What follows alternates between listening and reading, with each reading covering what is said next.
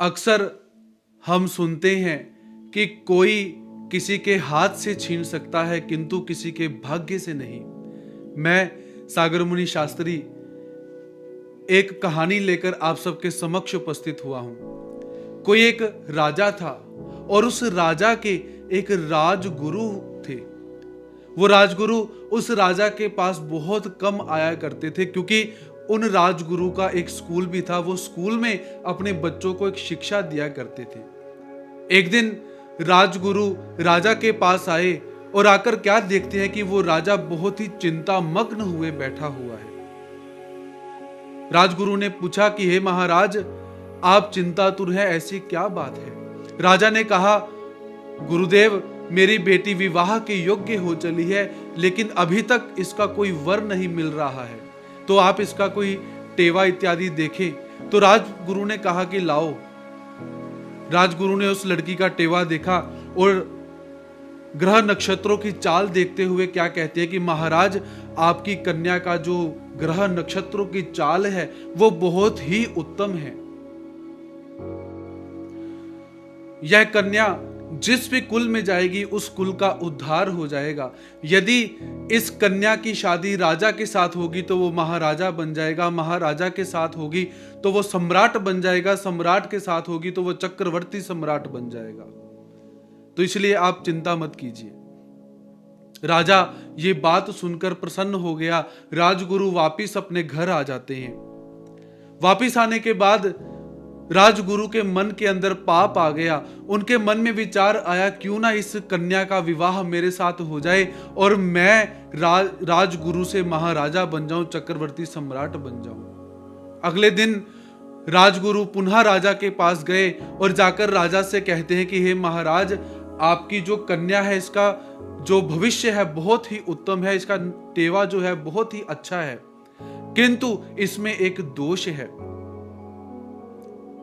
इसीलिए उस दोष का उपाय करने के लिए एक बहुत महत्वपूर्ण उपाय है जो करना पड़ेगा। राजा ने कहा, गुरुदेव, आप वो उपाय बतलाइए, वो उपाय क्या है, मैं अवश्य करूंगा।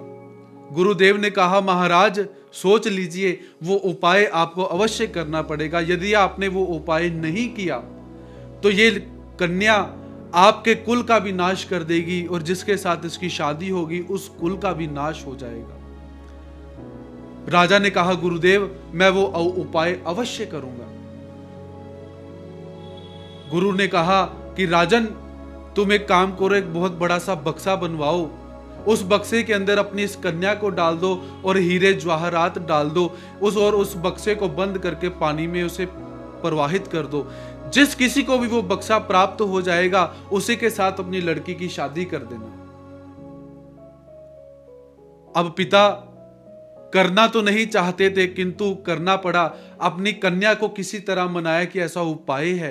वो कन्या भी नहीं मान रही थी। फिर हार कर गुरुदेव का आदेश था, एक बक्सा बनवाया गया, उसके अंदर हीरे जवाहरात डाले गए, उस कन्या को डाला गया और उस बक्से को बंद कर दिया गया और चलाने लगते हैं। इधर गुरुदेव अपने विद्यालय के अंदर आए और अपने सारे विद्यार्थियों को कहा कि जाओ, नदी के पास तुम्हें एक बक्सा मिलेगा और उस बक्से को उठाकर ले आओ और उस बक्से को मेरे कक्ष में रख देना, और मैं जब कमरे के अंदर जाऊंगा, यदि मैंने जोर जोर से चीखे मारी तो कोई भी कमरा नहीं खोलेगा।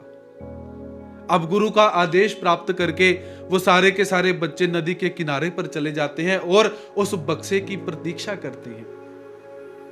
किंतु थोड़ा सा बदलाव हो गया। वो बक्सा चलते चलते एक ऐसी जगह पर पहुंचा जहां पर एक राजा की बैठा हुआ था और विश्राम कर रहा था। राजा के सिपाहियों को बक्सा मिला, उन्होंने बक्सा लाया, राजा के सामने रखा और बक्सा जैसे ही खोलते हैं एक सुंदर सुशील कन्या उसमें दिखाई देती है और साथ में बहुत हीरे मानिक मोती जवाहरात। राजा ने पूछा कि ये कैसे, क्या है? तो उस कन्या ने सारा का सारा वृतांत बता दिया और कहा कि अब आप मेरे पति हैं, मेरे गुरुदेव की आज्ञा थी, जो भी इस बक्से को पकड़ेगा वो तुम्हारा पति होगा।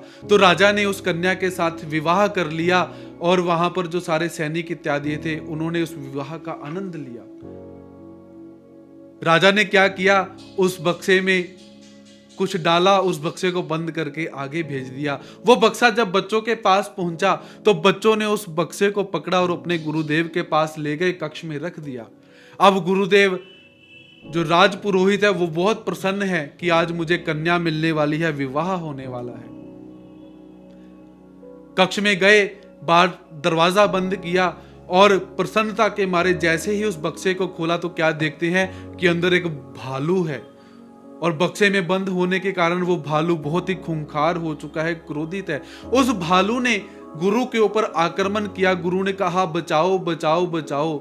अब बाहर जो विद्यार्थी थे उन्हें पहले ही गुरु ने आदेश दिया था, यदि मैं चिल्लाऊं तो दरवाजा कोई नहीं खोलेगा। गुरु ने फिर चिल्लाया बचाओ बचाओ बचाओ। एक विद्यार्थी जब आगे हुआ तो मॉनिटर जो था उसने कहा नहीं, गुरु की आज्ञा है, अंदर कोई नहीं जाएगा। अब वो भालू खूंखार गुरु को मार ही रहा है, तो गुरु ने क्या किया, उसी समय एक चौक उठाया और ब्लैक बोर्ड के अंदर एक श्लोक लिखते हैं, नमो इच्छा देव नाशे देव इच्छा प्रबलम राज द्वारे राज कन्या विप्र भालू भक्षितम। अर्थात जो कन्या थी उसे राजा के द्वार पहुंचना था, वो कन्या राजा के द्वार पहुंच गई और उस राजगुरु को उस भालू ने खा लिया। तो ये कथा बहुत ही प्रेरणादायी है। इसीलिए कथा के प्रारंभ में हमने क्या कहा था, कोई तुम्हारे हाथ से छीन सकता है लेकिन तुम्हारे मस्तक से कोई छीन नहीं सकता है। तो ये कहानी हमें अपने जीवन में बहुत सारी शिक्षाएं प्रदान करती है। पहली शिक्षा, जो होना है वो होकर ही रहेगा। तुम उसके अंदर अपनी मर्जी से कुछ भी करना चाहो तो कुछ कर नहीं सकते हो। दूसरा, अपने जीवन में अपने ऊपर बुराइयों को कभी भी हावी नहीं होने देना चाहिए।